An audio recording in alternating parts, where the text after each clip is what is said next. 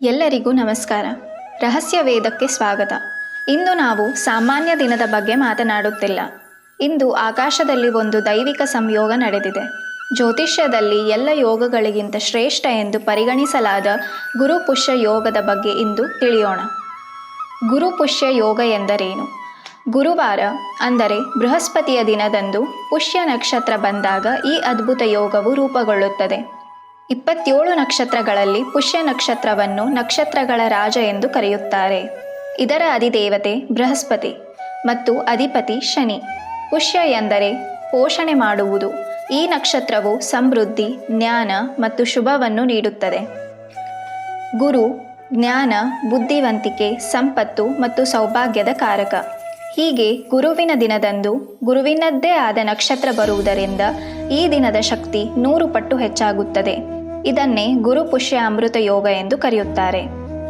ನಮ್ಮ ಪ್ರಾಚೀನ ಗ್ರಂಥಗಳ ಪ್ರಕಾರ ಸಂಪತ್ತಿನ ಅಧಿದೇವತೆಯಾದ ಮಹಾಲಕ್ಷ್ಮಿಯು ಜನಿಸಿದ್ದು ಇದೇ ಪುಷ್ಯ ನಕ್ಷತ್ರದಲ್ಲಿ. ಹಾಗಾಗಿಯೇ ಈ ದಿನವನ್ನು ಸಂಪತ್ತು ಮತ್ತು ಸಮೃದ್ಧಿಯನ್ನು ಆಕರ್ಷಿಸಲು ಅತ್ಯಂತ ಶ್ರೇಷ್ಠವೆಂದು ಪರಿಗಣಿಸಲಾಗಿದೆ. ಈ ದಿನ ಮಾಡಿದ ಯಾವುದೇ ಕಾರ್ಯವೂ ಸ್ಥಿರವಾಗಿರುತ್ತದೆ ಮತ್ತು ದೀರ್ಘಕಾಲದವರೆಗೆ ಶುಭ ಫಲಿತಾಂಶಗಳನ್ನು ನೀಡುತ್ತದೆ. ಚಿನ್ನ ಮತ್ತು ಆಸ್ತಿ ಖರೀದಿಗೆ ಸುವರ್ಣಾವಕಾಶ.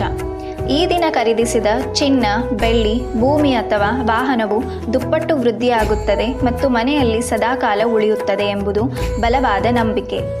ಹೊಸ ಕಾರ್ಯಾರಂಭಕ್ಕೆ ಪ್ರಶಸ್ತ.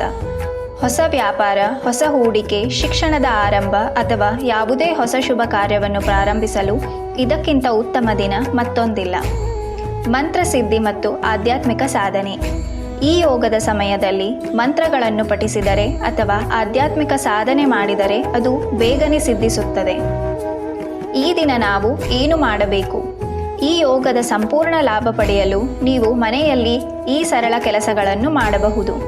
ಪೂಜೆ ಮತ್ತು ಪ್ರಾರ್ಥನೆ. ಮನೆಯಲ್ಲಿ ಶ್ರೀ ಮಹಾವಿಷ್ಣು ಮತ್ತು ತಾಯಿ ಲಕ್ಷ್ಮಿಯ ಫೋಟೋ ಇಟ್ಟು ತುಪ್ಪದ ದೀಪವನ್ನು ಹಚ್ಚಿ ಪೂಜೆ ಮಾಡಿ.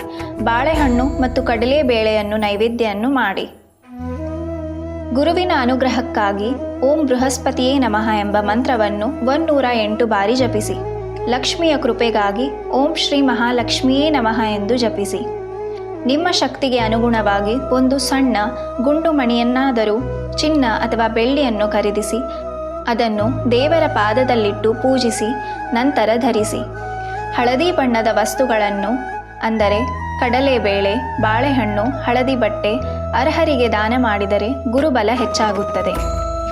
ನಿಮ್ಮ ಜೀವನದ ಯಾವುದೇ ಹೊಸ ಗುರಿ ಅಥವಾ ಸಂಕಲ್ಪವನ್ನು ಒಂದು ಕಾಗದ ಮೇಲೆ ಬರೆದು ದೇವರ ಮುಂದೆ ಇಡಿ. ಅದು ಖಂಡಿತ ಸಿದ್ಧಿಸುತ್ತದೆ. ಈ ದಿನ ಏನು ಮಾಡಬಾರದು? ಗುರುಪುಷ್ಯ ಯೋಗವು ಬಹುತೇಕ ಎಲ್ಲ ಕಾರ್ಯಗಳಿಗೆ ಶುಭವಾಗಿದ್ದರೂ ವಿವಾಹ ಕಾರ್ಯಗಳಿಗೆ ಈ ದಿನವನ್ನು ಅಶುಭವೆಂದು ಪರಿಗಣಿಸಲಾಗಿದೆ. ಪುಷ್ಯ ನಕ್ಷತ್ರಕ್ಕೆ ಬ್ರಹ್ಮನು ಶಾಪ ನೀಡಿದ ಕಾರಣ ಈ ದಿನ ಮದುವೆ ನಡೆದರೆ ಅದು ಯಶಸ್ವಿಯಾಗುವುದಿಲ್ಲ ಎಂಬ ನಂಬಿಕೆ ಇದೆ. ಹಾಗಾಗಿ ಸ್ನೇಹಿತರೆ, ಈ ಗುರುಪುಷ್ಯ ಯೋಗವು ಕೇವಲ ಒಂದು ದಿನವಲ್ಲ, ಅದು ಬ್ರಹ್ಮಾಂಡವೇ ನಮಗೆ ನೀಡುತ್ತಿರುವ ಒಂದು ಸುವರ್ಣಾವಕಾಶ. ಈ ದೈವಿಕ ಶಕ್ತಿಯನ್ನು ಸಕಾರಾತ್ಮಕವಾಗಿ ಬಳಸಿಕೊಂಡು ನಿಮ್ಮ ಜೀವನದಲ್ಲಿ ಜ್ಞಾನ, ಸಂಪತ್ತು ಮತ್ತು ಸಮೃದ್ಧಿಯನ್ನು ತುಂಬಿಕೊಳ್ಳಿ. ನಿಮ್ಮ ಎಲ್ಲ ಶುಭ ಸಂಕಲ್ಪಗಳು ಈಡೇರಲಿ.